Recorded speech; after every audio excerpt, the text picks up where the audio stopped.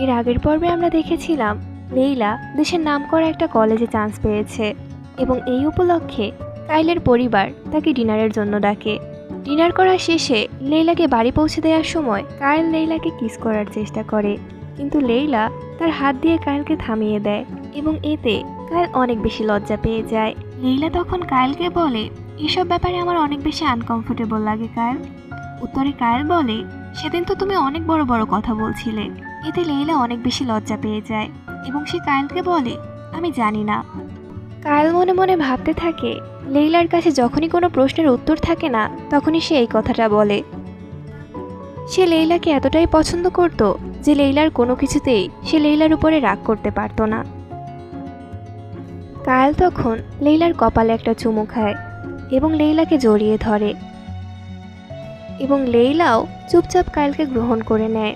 অপরদিকে মেথিয়াস, সে ফিরে আসার পর থেকে নিজেকে সম্পূর্ণভাবে কাজে ডুবিয়ে রাখছে। ক্লাউডিন ম্যাডাম নর্মার কাছ থেকে জানতে পারে কাইল এবং লেইলার বিয়ে ঠিক হয়েছে এবং লেইলা দেশের নামকরা একটা কলেজে ভর্তির সুযোগ পেয়েছে। লেইলা এই শহর ছেড়ে চলে যাবে এটা ভেবে ক্লাউডিন অনেক বেশি খুশি হয়ে যায়। কিছুক্ষণের মধ্যেই সেখানে লেইলা চলে আসে। ম্যাডাম নর্মা তখন লেইলাকে তার সাফল্যের জন্য অভিনন্দন জানায় এবং সে লেইলাকে বসতে বলে।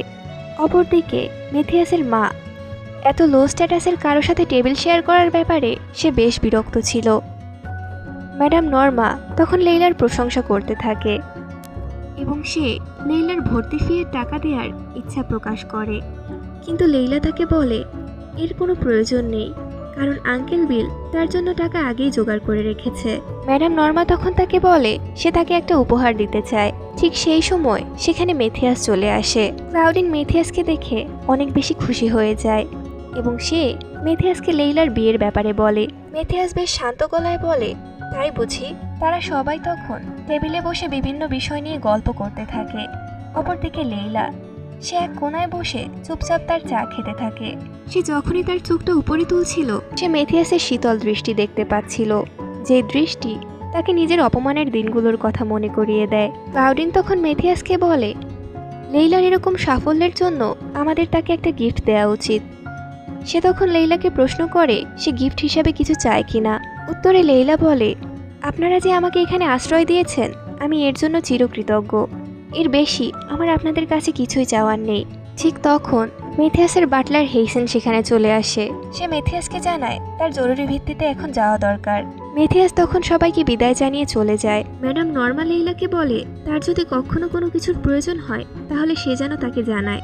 লেইলা সবাইকে সম্মান প্রদর্শন করে সেখান থেকে চলে আসে, কিন্তু সিঁড়ির কাছে গিয়ে সে থমকে দাঁড়ায়। সে দেখতে পায় মেথিয়াস খুব অলস ভঙ্গিতে সিঁড়ি থেকে নেমে যাচ্ছে এবং সে কোনো কিছু করার আগেই মেথিয়াস ঘুরে তার দিকে তাকায়। মেথিয়াস খুব ধীর গতিতে বাগানের ভেতর থেকে হেঁটে যাচ্ছিল এবং লেইলা যেহেতু তার বাড়ি একই দিকে সেও তার পিছু পিছু অনেক আস্তে আস্তে হাঁটছিল। লেইলা খুব নির্দিষ্ট একটা দূরত্ব বজায় রাখছিল।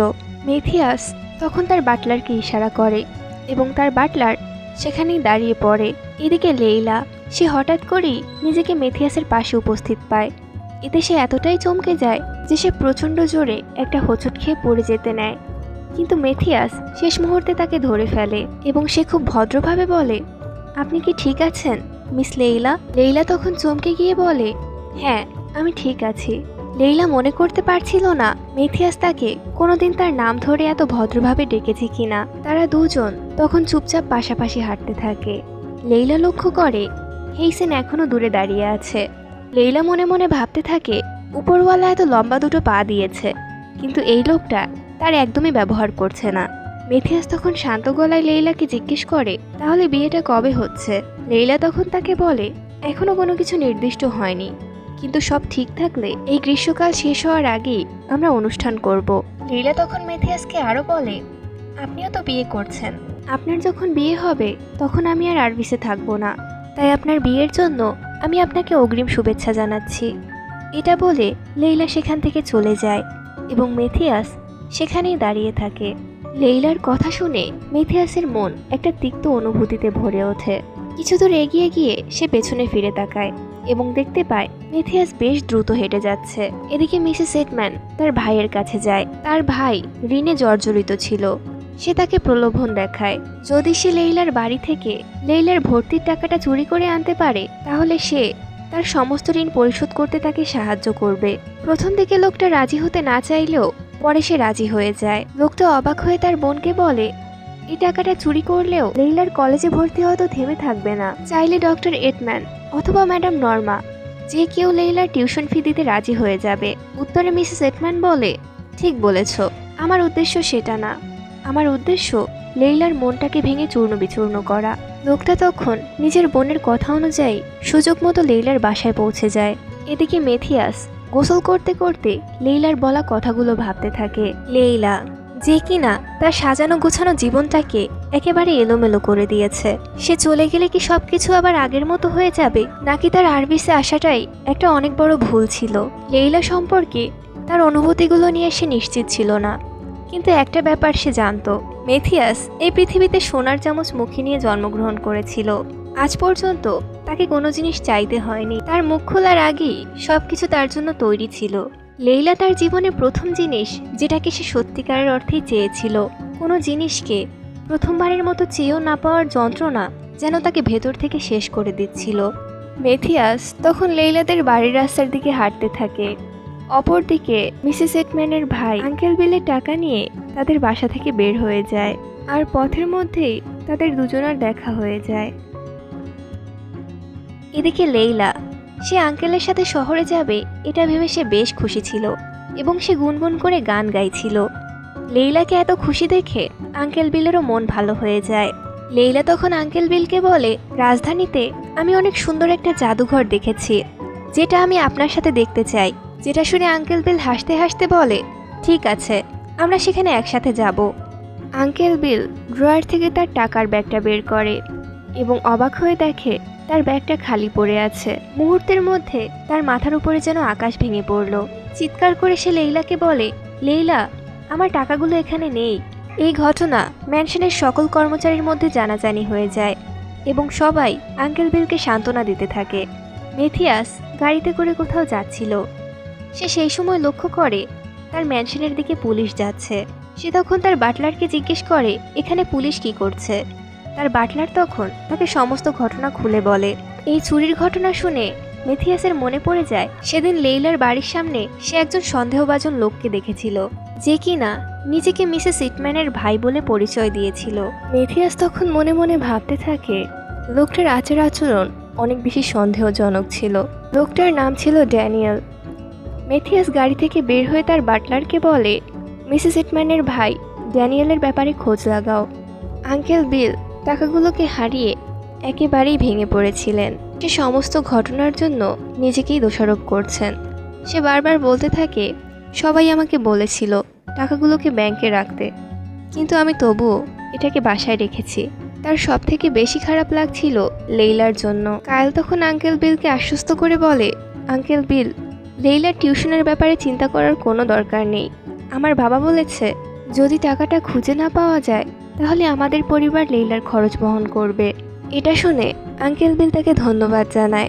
কায়েলকে বাড়ি পৌঁছে দেওয়ার সময় লেইলা তাকে বলে, কায়েল, যদি টাকাটা খুঁজে না পাওয়া যায় তাহলে আমি। কিন্তু লেইলা তার কথা শেষ করার আগেই কায়েল তাকে থামিয়ে দেয় এবং বলে, লেইলা, তুমি আমার পরিবারের একটা অংশ হতে যাচ্ছ, তাই দয়া করে আমাকে না করো না। লেইলা তখন কায়েলের কথার কোনো উত্তর দেয় না। এদিকে কায়েলের লেইলার জন্য অনেক বেশি চিন্তা হতে থাকে। এই কয়দিনের ঘটনায় মেয়েটা যেন একেবারে শুকিয়ে গিয়েছে। এদিকে মেথিয়াস সে চুপচাপ বসে বসে ড্যানিয়েলের খবরের জন্য অপেক্ষা করতে থাকে। অপরদিকে তার বাটলার সে দ্রুত পায়ে মেথিয়াসের কাছেই ছুটে আসছিল। তার বাটলার মনে মনে ভাবতে থাকে, আমি দীর্ঘ বছর যাবৎ এখানে কাজ করছি, কিন্তু আজ অবধি কখনো আমাকে এত তাড়াহুড়ো করে কোনো কাজ করতে বলা হয়নি। সে দ্রুতই মেথিয়াসের দরজার সামনে পৌঁছে যায় এবং নক করার সাথে সাথেই মেথিয়াস তাকে ভেতরে আসতে বলে। আসলে বাইরে থেকে মেথিয়াসকে দেখতে যতটাই শান্ত লাগছিল, ভেতর থেকে সে আসলে ততটাই অশান্ত ছিল। তার বাটলার তখন ড্যানিয়েলের রিপোর্ট তার হাতে দেয় এবং রিপোর্টটা পড়ে মেথিয়াসের মুখে হাসি ফুটে ওঠে। তার বাটলার মনে মনে ভাবতে থাকে, এই রিপোর্টটাতে আমার জানা মতে এমন কিছু নেই যেটাতে তার হাসি আসা উচিত। মেথিয়াস তখন জিজ্ঞেস করে, সে কি কিছুদিন আগে নিজের লোন পরিশোধ করেছে? তার বাটলার তখন হ্যাঁ সূচক উত্তর দেয়। মুহূর্তের মধ্যে সে অনেক বেশি গম্ভীর হয়ে যায় এবং সে বলে, হেইসেনকে ডেকে আনো। মেথিয়াস বুঝতে পারছিল মিসেস এডম্যান অনেক বড় কোনো গেম খেলছে। সে নিজের বারান্দা থেকে লেইলার বাসাটাকে দেখতে থাকে এবং তার তখন বাগানে বলা লেইলার সেই কথাটা মনে পড়ে যায়। লেইলা তাকে তার বিয়ের জন্য শুভেচ্ছা জানিয়েছিল এবং মুহূর্তের মধ্যেই তার মেজাজটা অনেক বেশি খারাপ হয়ে যায়। সে তখন মনে মনে ভাবতে থাকে সেদিন সে এমন ভান করেছিল যেন সে সব কিছু জানে, অথচ সে কিছুই জানে না। আমার কি এখন থেকে তাকে বোকা মেয়ে বলে ডাকা উচিত? ঠিক তখন সেখানে হেইসেন চলে আসে। মেথিয়াস তখন তাকে বলে, মিসেস এডম্যানের উপরে নজর রাখো, বিশেষ করে সে যদি লেইলার সাথে দেখা করে, তারা কি ব্যাপারে আলোচনা করে সে ব্যাপারে খোঁজ রাখো। এদিকে কাইলের মা লেইলাকে দেখা করার জন্য একটা রেস্টুরেন্টে আসতে বলে। পুলিশ স্টেশনের চক্কর কাটতে কাটতে মেয়েটার যেন বেহাল অবস্থা। সে তখন লেইলাকে সেই হারিয়ে যাওয়া টাকার ব্যাপারে প্রশ্ন করে।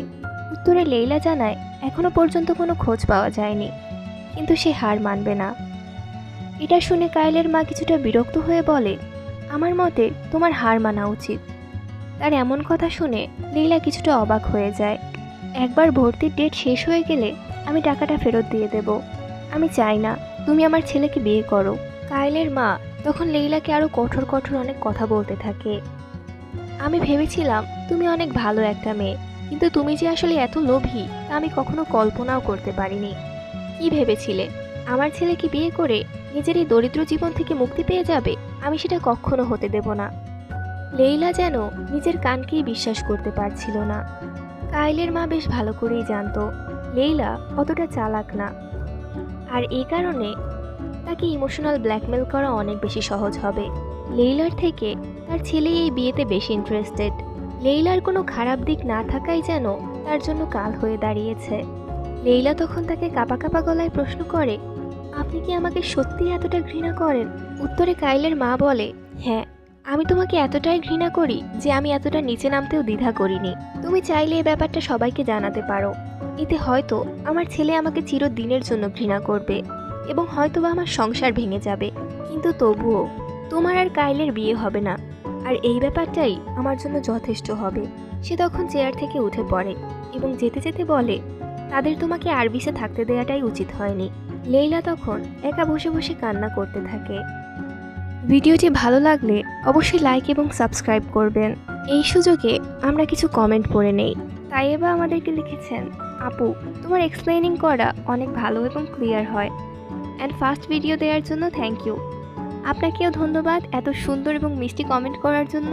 মিস সুমি আক্তার আমাদের লিখেছেন, আপু ঝরা ফুলের কান্না নেক্সট এপিসোড প্লিজ।